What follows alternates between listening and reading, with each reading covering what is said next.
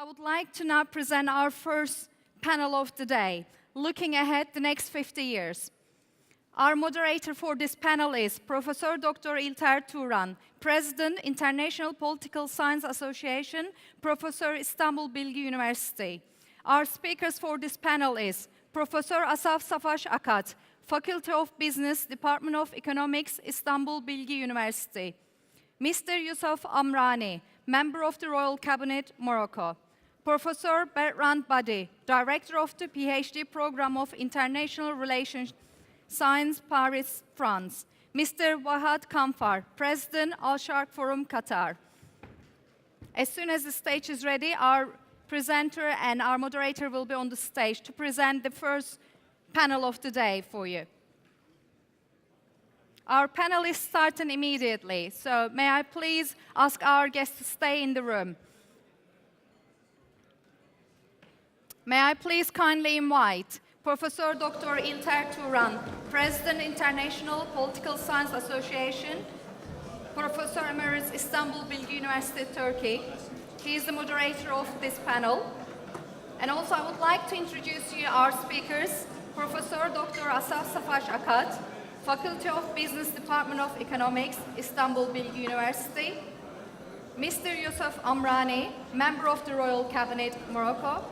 Professor Bertrand, Badie, Director of the PhD Program of International Relations, Science Po, Paris, France. Mr. Wadah Khanfar, President, Sharq Forum, Qatar.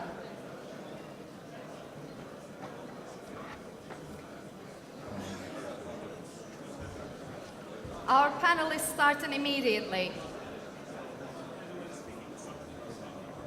May I please kindly request your presence in the room.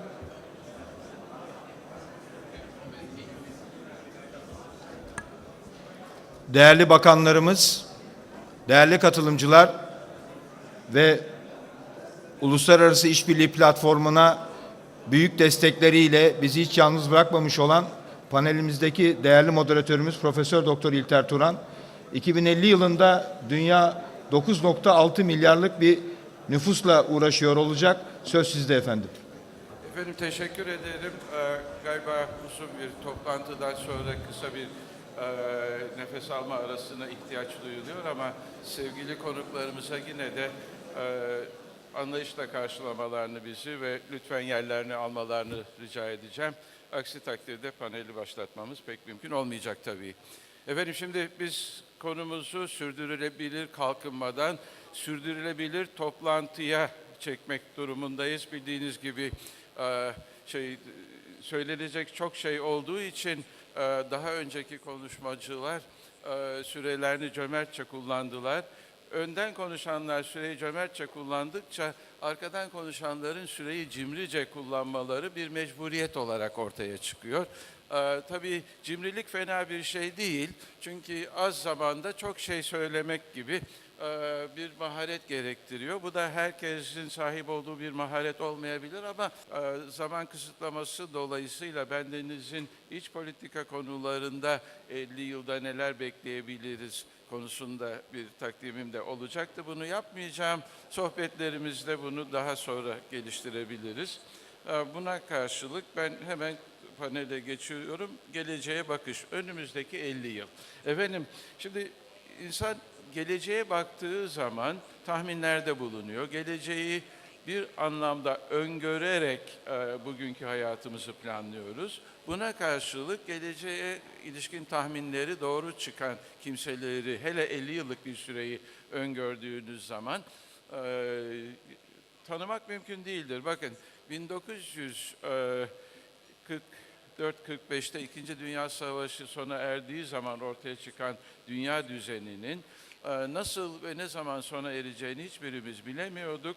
Bu konuda uzman olan Sovyetologlar bile Sovyetler Birliği'nin 1991'de sona ereceğini kestiremediler. Aynı şekilde bizim tahmin edemediğimiz buna benzer çok sayıda da gelişme oldu. Dolayısıyla 50 yıllık bir tahmini her zaman ihtiyatla karşılayalım ama gelişmelerin ne istikamette olduğunu bilmeden de geleceğimizi tasarlayamayacağımız için yine de sevgili dostlarımızın geleceği nasıl gördüklerini Merakla dinleyelim. Sayın konuşmacılara 8'er dakika süre tanımak mecburiyetindeyim. Beni bu bakımdan söyleyecekleri çok şey olmasına rağmen anlayışla karşılamalarını rica edeceğim. Ve doğrudan programdaki sıralamaya göre de programı yürüteceğiz. Efendim, geleceğe bakış önümüzdeki 50 yıl. Sayın Asaf, Savaş, Akat, ne olacak bu ekonominin hali 50 yıl içerisinde acaba?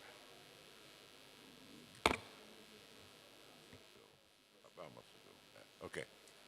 İngilizce yapsak bunu diyorum. Ne dersin?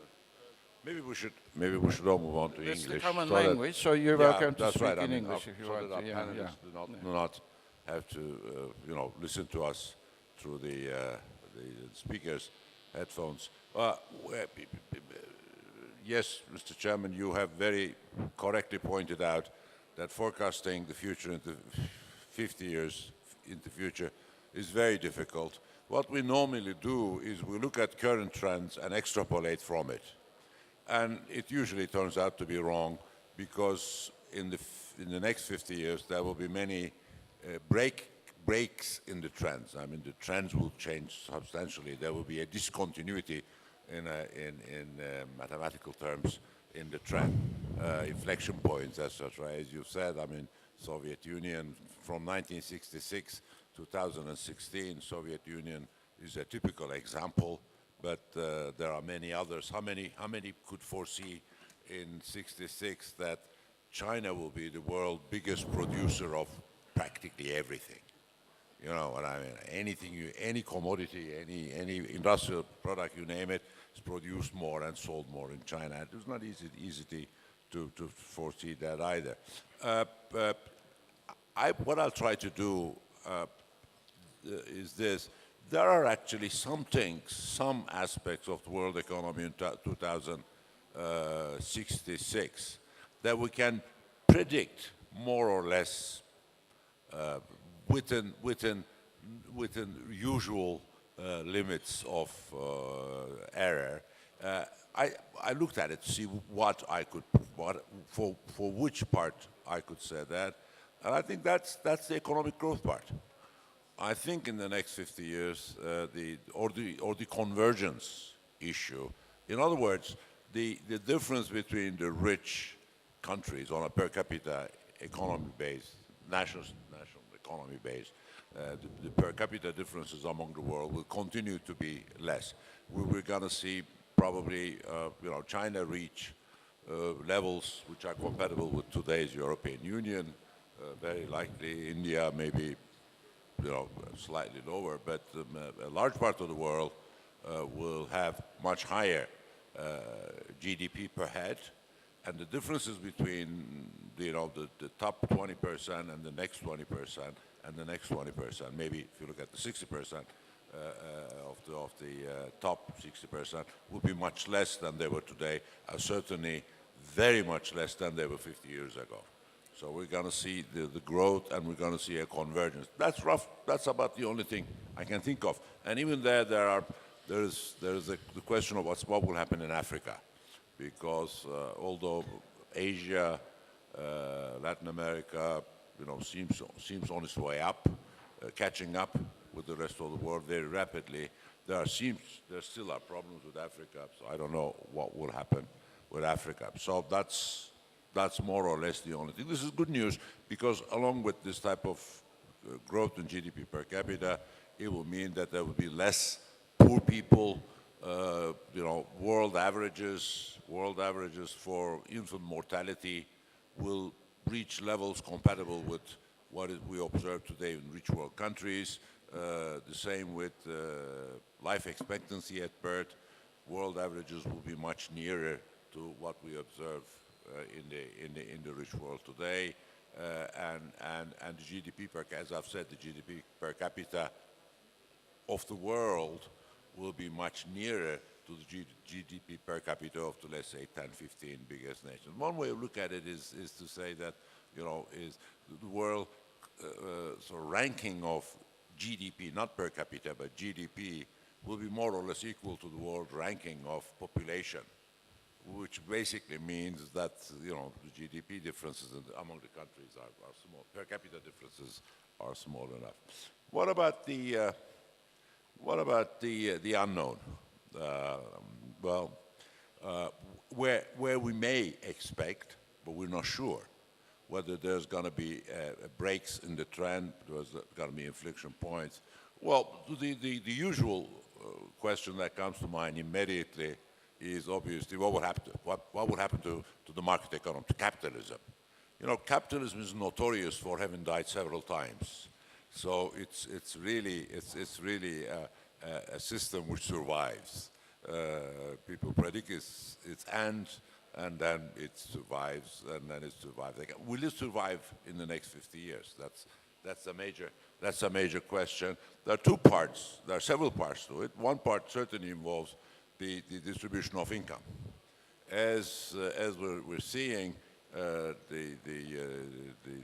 growth in GDP per capita has been followed, especially in the last 30, 40 years, with the income distributions which seem not acceptable to the people who are in the lower ranks of the income distribution. That poses a problem because we also are beginning to have doubts about the relation between capitalism and democracy, which is your subject, not my subject. But I mean, will the sort of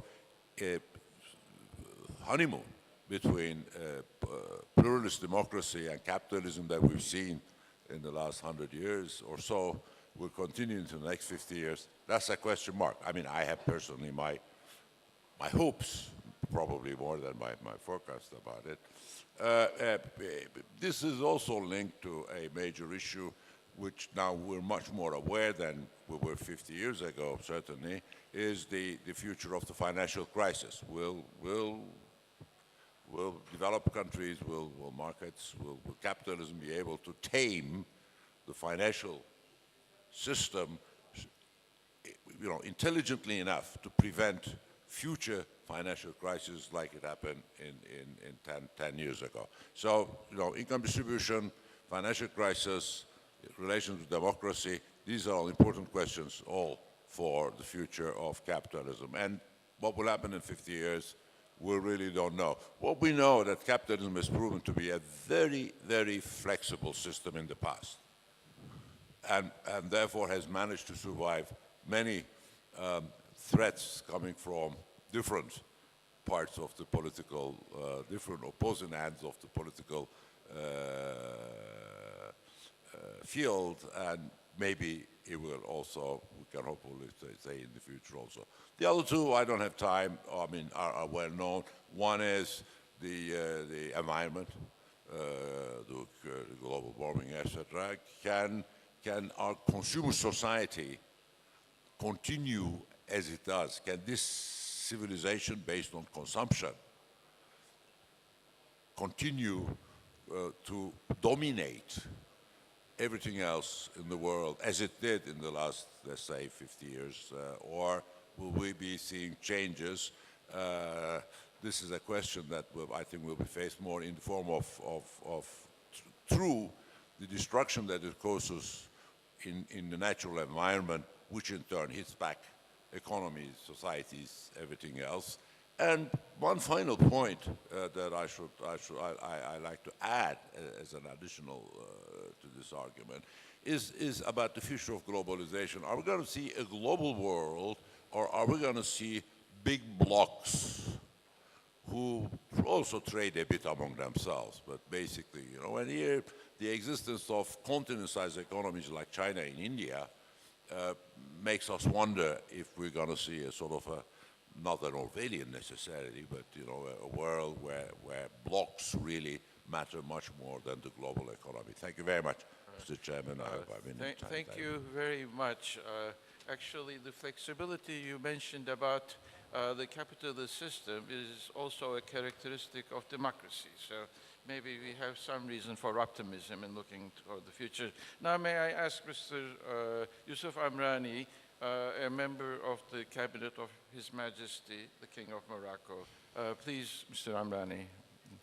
Yes, thank you very much. I will maybe tackle this issue from a different perspective. I think if we pause to think about this highly volatile situation today, the next 50 years may seem like an impossible question to address. But it needs an answer, and the answer must be a collective one. I think this is one point that one country, whatever strong it is, cannot solve alone all this situation. So today, the geopolitics in our region have changed dramatically. When I speak region, I mean Middle East and North Africa, and I will focus on this issue, from this issue. Brexit has completely changed the policy of the European Union. The outcome of the American elections, the tensions, security, migration, environment, the future had never seemed so uncertain. So I think, and like Professor was saying, we have undoubtedly reached a crossroad, and the time has come to choose whether we work as a region or as an international community. So before talking about the 50 years, let me outline some features and share with you some difficult threats. There is first an urgent reality of violent conflicts in our region: Syria, Libya, Yemen, Iraq, Palestine. More than that, there is this issue of governance deficit, and we must recognize this. We have governance deficit, lack of development have even become more problematic. And also, in this context, the absence of regional cooperation. We are not working together as a region to be able to face these challenges. And for these reasons, I think one of the major issues where we should work in the future, in the next years, is the regional integration.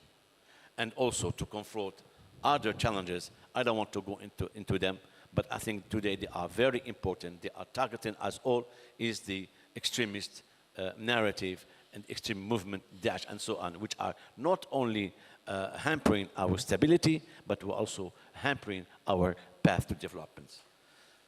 And add to that the other challenges. So what does it mean for our region? I said at the beginning, we need to work together, but this leads me to real question in hand. And I'm talking as a diplomat, as a politician. Where is the Security Council? How the international community is today divided in order to solve the ongoing conflict. And as I was saying earlier, a country, however powerful it is, cannot impose a solution, cannot solve a crisis, and don't find any exit. So today I think we are facing a big challenge at the level of the international community, and how the Security Council could play its role. Then Professor was talking, I think I will say some few words about globalization. I think it is a major issue today. Of course, one of the major issues are today how to deal with globalization. At the beginning, globalization became as a force for good, because it set up frontiers, encourages free movement of capitals, free movement of goods and ideas, but it is not what happens exactly. Competition became uncontrolled today. Many people lost jobs. Traditions and identities were questioned, and fear took over. And now, globalization is seen as the root of evil. So the question, my question yesterday, I was talking with my colleague, the Minister of Finance, and Asma Azizi. How do we abandon this globalization? Or do we try and save it as it is? Or engage in a useless fight to save business as usual? Of course, the answer is neither. Of course, globalization, and I repeat it, brought many positive developments: innovation, education, prosperity, trade, and so on. And countries, I think this morning, countries like Turkey in Latin America were able to manage this globalization and reach its growth. But today, I think, I would like to share with you in this issue a few clear messages. The answer to the fate of globalization is not a return to the past, because globalization came as an answer. The second issue is, and I will be very brief because time is running, the nation state is not a thing of the past. A strong nation state is the building block of a stable, peaceful, and effective international community. And uncontrolled globalization have fragilized states. And today, the question of identity is at the core of the 21st century politics. So that's why we must, I think, protect the stability and sovereignty of state. We also need to move forward and play our part as a region. I think as a region, North Africa and the Middle East, this starts by doing our work internally. We should not blame the others. We should also start to do our homework internally. We should, in order to address the challenges, we should work, I think, on 5 dimensions. The first dimension is we need to establish a model of good governance based on this respect of the specificity of each country. 2, we need to work on the building of the foundation for a new, fairer economic order. This must be an inclusive order where the citizen is the priority and where progress and development is defined as a human development in a holistic concept. We need a strong, proactive regional integration, not only to fight extremism, but also to promote growth, to create jobs. This is the only way. And we have many experiences, successful experiences in Latin America and elsewhere in Africa, but we need to work. And we need to address the 4th item, the issue of identity. Because in the Middle East,